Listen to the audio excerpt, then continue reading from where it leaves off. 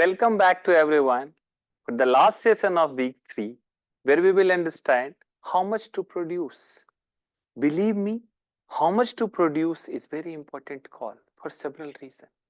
Because when you are launching new product or specifically product, you need to take a call how much you will produce. And most of the time you have to take this call in advance that how much you will produce it. So I will tell you that how much to produce is a very important call that marketers needs to take to again to become profitable and to satisfy the needs and wants and desire of the customer. Try to understand. For example, I have one tea stall. Now I have to take a call that tomorrow how much tea I will able to sell. For example, I have predicted that tomorrow I will be able to sell 20 cups of tea.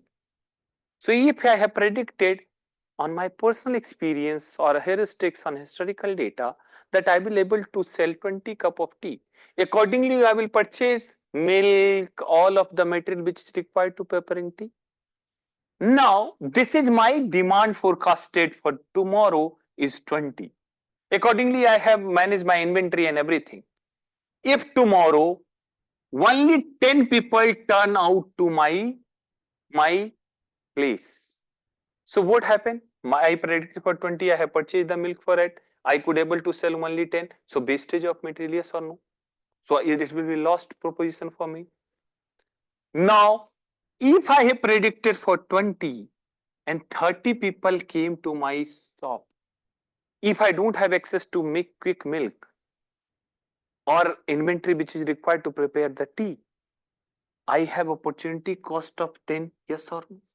So here I have the wastage of 10, here I have opportunity cost of 10. In both the situation, I am in loss.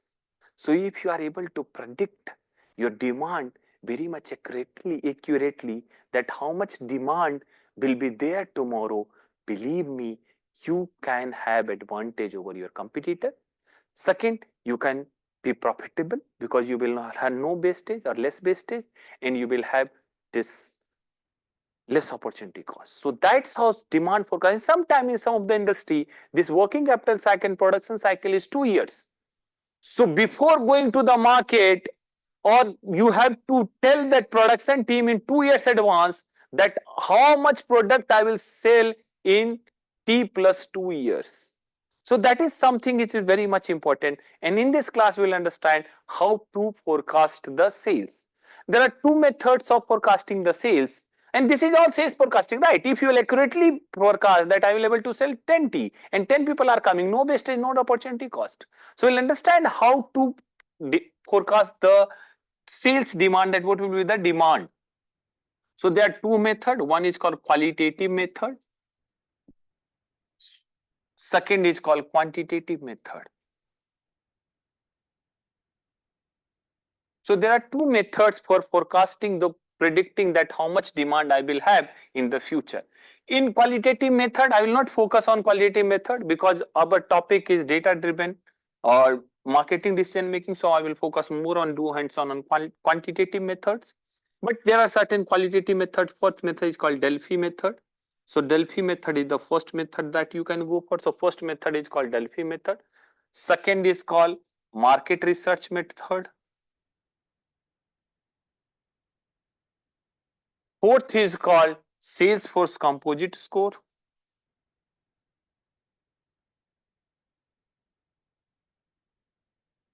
Fifth is called expert opinion. And on similar line, you can take consultancy services too. So these are the qualitative method which you people are taking to design, to define how much demand will be there in coming years or coming period. Now for Delphi method, what we are doing, we are going to 3 expert or 4 expert. For example, I want to predict that how much pen I will able to sell next year. So I went to 3 expert. Expert 1 or group of the people, one group of the people, second group of the people, third group of people, or 3 expert. And I asked them, how much sales, as you know the market, you know the market very well, how much sales I can able to make next year. So what they will suggest? So one expert said 2,000, another say 10,000, third is say 1,000. So there is no anonymous decision, right? There is huge difference. So again, I'll go back to all three people. Okay, sir, you have 10,000, but I don't think it will be there because someone suggested it will be very less because this is the region, this is the region, this is the region. So we are going to all three experts again, ask them to revise the numbers by giving certain justification given by some other experts. End of the day, we will iterate this process at this level. So we will get that one number that everyone is agree upon. All the experts are agree upon. It could be 2,000, 3,000, 4,000, whatever it is. That we call Delphi method. Second call market research method. Generally, we are using survey for that, or you can do what you can say experimental survey or quantitative survey. Again, qualitative survey ki how out of 10 people how many. So for example, I have survey 100 people. Out of 100 people, 10 people say yes. That so if total population is 1,000, so my cell will be 100. Like that, we are predicting that what will be the sales for coming years or coming time. Sales per composite and other methods. This is generally working in FMCG organization. For example, this is my head office or headquarters. I am there in 4 zone, north zone, south zone, east zone, and west zone. In all the zones, I am having branch 1, branch 2, or branch 3. Like that, in all the regions, we will have branch 1, branch 2, branch 3. There will be certain salesperson in branch 1. So there are 3, 4 salesperson 1, salesperson 2, salesperson 3, salesperson 4. Now, what is the idea in this technique? The salesperson is directly in touch with the customer, sales associate, salesperson, or whatever you call it. They are directly in touch with the customer. So they know market well, either than that customer or retailer. So they know market very well. So I'll ask this salesperson, salesperson 1, salesperson 2, salesperson 3, according to you, how much sales we will get next year?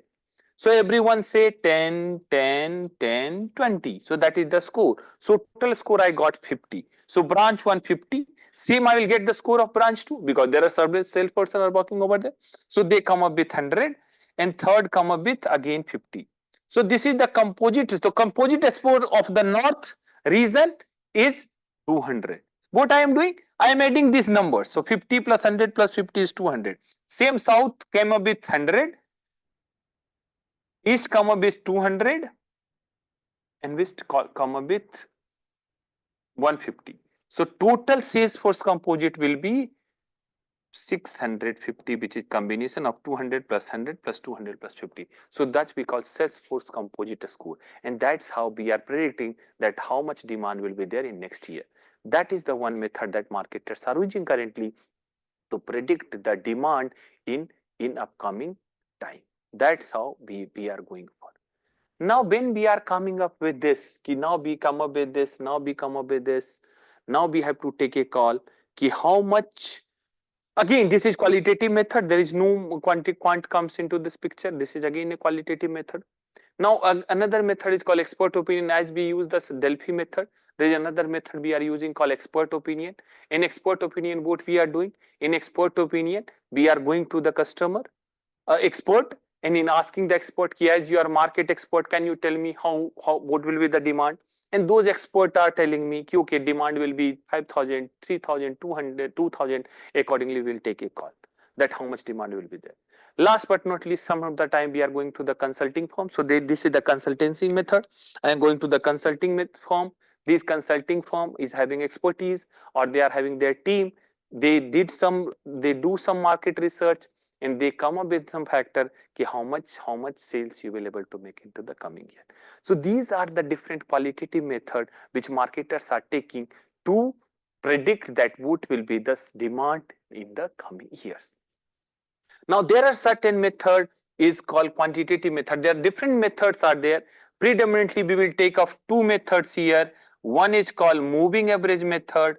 Moving average method, that we will consider here. So one method we will discuss here in quantitative method is called moving average method, and second method we will talk about called regression method. Again, regression will come into the picture. So these are the two very popular method that we will discuss in the class, although there are several other methods are there. Naive method is there, exponential smoothing methods are there, then time series model methods are there, but these are the very popular method which marketers are using to predict the sales demand. So we'll use moving average method and regression method to predict that how much demand we will get in coming year or coming week or coming month or coming time period.